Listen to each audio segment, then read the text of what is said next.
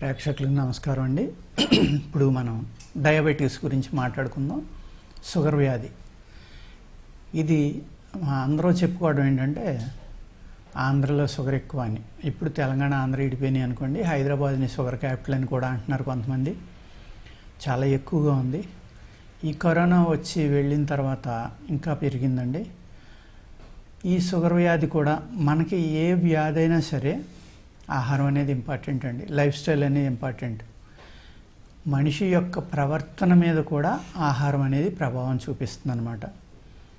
అందుకనే సాత్విక ఆహారం అని లేకపోతే తామస ఆహారం అని ఇలాగ ఆహారాన్ని కూడా అనేక రకాలైన విధంగా మనకి పూర్వీకులు యోగులు అనండి, ఋషులు కానీ వీళ్ళు చెప్పడం జరిగిందనమాట. ఆహారాన్ని బట్టే మనం శాంతంగా ఉంటాం, లేకపోతే ఆహారాన్ని బట్టి మనం కోపంగా ఉంటాం, కానీ మనం మాట్లాడే మాట కానీ మన ప్రవర్తన తీరు కానీ ఈ అన్నిటి మీద ఆహారం మీద ఇవన్నీ ఆధారపడి ఉంటాయండి. ఎవరైతే సాత్విక ఆహారం తింటారో వాళ్ళు ప్రశాంతంగా ఉంటారు. వాళ్ళకి బీపీ రావడం అనేది చాలా తక్కువ ఉండొచ్చు. ఇప్పుడు టెన్షన్స్ పెంచుకోవడం వల్ల పురుగు మందులు, ఎరువులు కొట్టిన ఆహారాలు, అవి వాడిన ఆహారం ఎక్కువగా తినటం వల్ల కూడా ఆ కెమికల్స్ వల్ల కూడా మన బ్రెయిన్లో బ్యాలెన్స్ తగ్గిపోతుందండి. మనలో ఇరిటేషన్ అనేది పెరిగిపోతుంది. కోపం కానీ ఇంకోటి కానీ సహనం లేకుండా అసహనం అనేది పెరగడానికి కారణం ఏంటి అంటే ఆహారం. ఈ అసహనం పెరిగేటప్పటికి దీనివల్ల ఏమవుతుందంటే బీపీ వస్తుంది. బీపీ పెరిగేసరికి బ్రెయిన్ని ఎఫెక్ట్ అవుతుంది. అంటే బాడీలో క్రోధం పెరగడం వల్ల ఒక్కసారి మనకి కోపం వచ్చింది తగ్గిందనుకోండి, మన బాడీలో ఉన్న ఆక్సిజన్ అంతా అబ్జర్వ్ అయిపోతుంది ఆ కోపం వల్ల.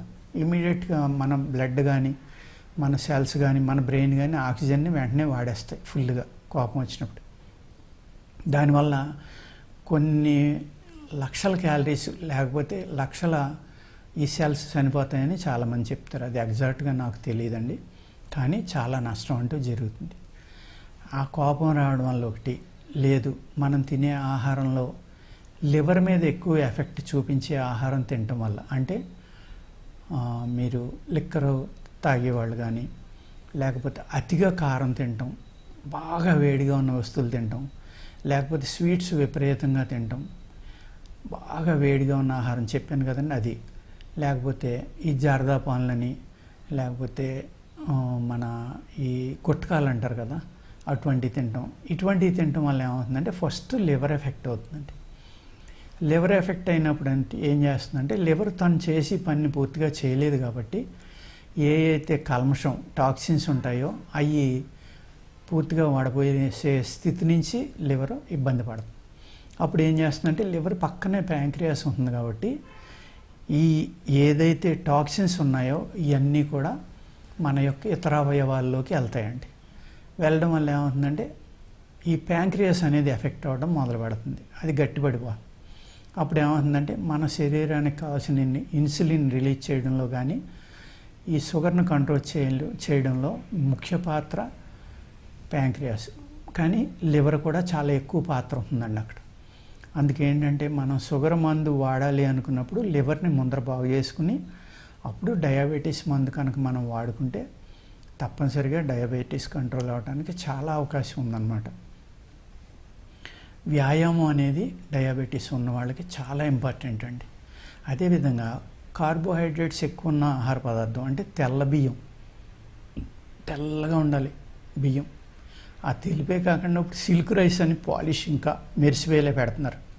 అది వాటర్ని కూడా గమ్ముని అబ్జర్వ్ చేసుకోదు. అది ఊరికే చాలా తొందరగా ఉడికిపోతూ ఉంది. మనం తిన్నప్పుడు కూడా నవలక్కలు లేకుండా నోట్లో పెట్టుకునే స్మూత్గా దిగిపోతూ ఉంది. దానికి అలవాటు పడితే ఏం చేస్తాం అంటే మనం మొత్తకు బియ్యం తినలేం, బ్రౌన్ రైస్ తినలేం. బ్రౌన్ రైస్ అనేది మొత్తకు బియ్యం ఉన్నాయి అందులో. అలాగే ఇప్పుడు షుగర్ ఫ్రీ బియ్యం అని రకరకాలుగా రైసులు వచ్చినాయి. నవర రైస్ అని, బ్లాక్ రైస్ అని, రెడ్ రైస్ అని. ఇటువంటి ఏంటంటే మీరు డైరెక్ట్గా ఏదైతే తొక్క ఒలుసుకుని బ్రౌన్ రైస్ ఉందో అది అమృతం ఉండే. అందులో కూడా మీరు ఆర్గానిక్ అయితే న్యాచురల్ ఫార్మింగ్ అయితే ఇంకా మంచిదన్నమాట. అటువంటి రైస్ తింటా న్యాచురల్గా పండించిన కూరగాయలు తినడానికి ప్రయత్నిస్తే అప్పుడు మీకు ఈ లివర్ అనేది చాలా వరకు రిపేర్ అవుతుందండి. అదేవిధంగా ఈ షుగర్ వ్యాధి ఉన్నవాళ్ళు కొంచెం చేదు పదార్థాలు ఎక్కువగా తింటూ ఉండాలి. శనగలు ఉడకబెట్టుకుని తినండి. ఆ శనగలు కూడా ఎలా తింటారంటే మీరు నానబెట్టుకున్న తర్వాత ఉడికించిన తర్వాత కొద్దిగా ఉప్పు కారం లేకపోతే నెయ్యి లాంటిది వేసుకుని లైట్గా ఫ్రై చేసుకుని ఈవినింగ్ ఫుడ్లో ఎక్కువ తింటే మంచిదండి. అదేవిధంగా బార్లీ జావా, ఈ 2 ఆహార పదార్థాలు షుగర్ తగ్గించడంలో చాలా ముఖ్యమైన పాత్రను పోషిస్తాయి. బార్లీ యవ అంటాం, మనం జవ్ అంటాం హిందీలో. ఈ బార్లీని ఏం చేస్తారంటే శుభ్రంగా నీట్గా కడుక్కుని, అంటే ఈ కడగమని ఎందుకు చెప్తున్నానంటే ఈ ఆహార పదార్థాలు పుచ్చు పట్టకుండా నిల్వ ఉండటం కోసం అనేక రకాల కెమికల్స్ కలపొచ్చు అందులో. అందుకేం చేస్తారంటే మీరు ఒకసారి తడిగొడితో తొడవటం కానీ కడిగి ఎండలో ఆరబెట్టుకోవడం కూడా చేయండి. సిటీలో ఉన్న వాళ్ళు ఎండలో ఆరబెట్టినప్పుడు ఏమవుతుందంటే కార్బన్ వచ్చి దాని మీద పడి మసి అంటుకుంటుంది వాటికి. అందుకు మూత వేయండి దయచేసి, పల్చని గుడ్డ మూత వేసుకుని ఎండబెట్టుకోండి, ఏది ఎండబెట్టుకున్నా.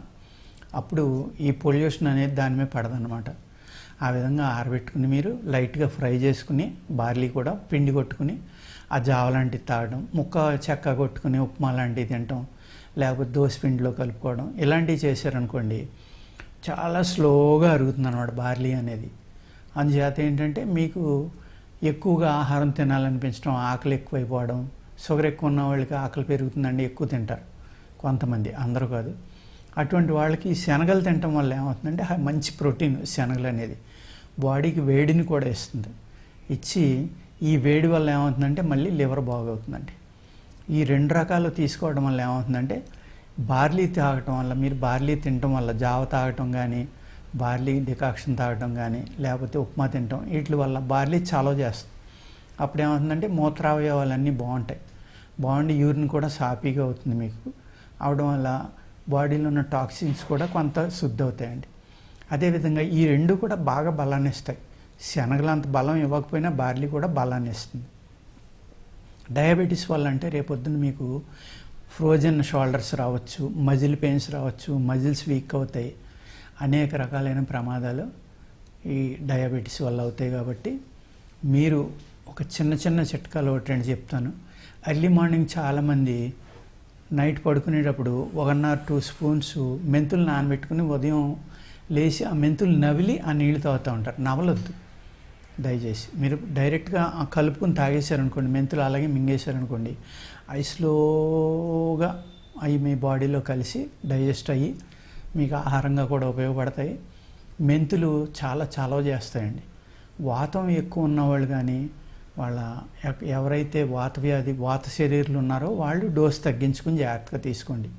అదేవిధంగా మీరు ఒక 50 నుంచి 75 గ్రాములు కాకరకాయ ముక్క తీసుకుని దాన్ని శుభ్రంగా కడిగి ఉప్పు నీళ్ళలో పురుగు మందులు కానీ ఎరువులు కానీ లేకుండా దాన్ని మిక్సీలో కొట్టుకుని గుడ్డలో వేసి రసం పిండుకుని ఒక 25 గ్రాముల నుంచి 30 గ్రాములు, 1 ounce నుంచి ఒక 30 ml వరకు, అంటే 20 ml నుంచి 30 ml వరకు మీ బాడీ వెయిట్ని బట్టి తాగండి. ఎర్లీ మార్నింగ్ పరగడుపున ఎంటీ స్టమక్ తోటి తాగి మీరు 1 గంట నుంచి 1.5 గంటల వ్యాయామం కానీ నడవడం కానీ చేస్తే చాలా బాగా కంట్రోల్ అవుతుందండి. అదే మీరు గార్డెన్లోకి వెళ్ళారనుకోండి, అక్కడ లాన్ ఉందనుకోండి, జోళ్ళు ఇడిచేసి నడవండి, చాలా బాగా పనిచేస్తుంది. ఇంట్లో లాన్ ఉన్న వాళ్ళైతే మీ లాన్లోనే నడవండి. లాన్ లేని వాళ్ళైతే పబ్లిక్ గార్డెన్స్ బోల్డ్ ఉన్నాయి కదా బయట ప్రదేశాలు, అటువంటి చోట్ల మీరు ముళ్ళు రాళ్ళు లేని చోట చెప్పులు విడిచేసి నడిస్తే కూడా మీకు షుగర్ కొంతవరకు తగ్గుతుందండి. ఈ విధంగా మీరు ప్రకృతితోటి ఆహార నియమాలు పాటిస్తా, లివర్కి కొంచెం రెస్ట్ ఇస్తా, ఏదైతే హై ప్రోటీన్ ఉన్న శనగలు లాంటివి ఇలాంటివి తింటే స్లోగా అరగడం వల్ల ఈ కార్బోహైడ్రేట్ అనేది ఒకేసారి బాడీలోకి వెళ్ళడం, వైట్ రైస్ తినటం వల్ల సడన్గా షుగర్ పెరగటం, ఇలాంటి ఇబ్బందులు లేకుండా శుభ్రంగా మీకు ఇష్టమైన రైస్ తింటానే, కానీ బ్రౌన్ రైసే తినండి తప్పనిసరిగా. మీరు షుగర్ అనేది మందులు వాడుకుంటే తప్పనిసరిగా కంట్రోల్ అవుతుందండి. 6 నుంచి 9 నెలల కనుక మీరు 1 సంవత్సరం కానీ వాడుకుంటే 100కి 70 మందికి పూర్తిగా రివర్స్ అవడానికి కూడా ఆయుర్వేదంలో అవకాశం ఉందండి. నమస్కారం.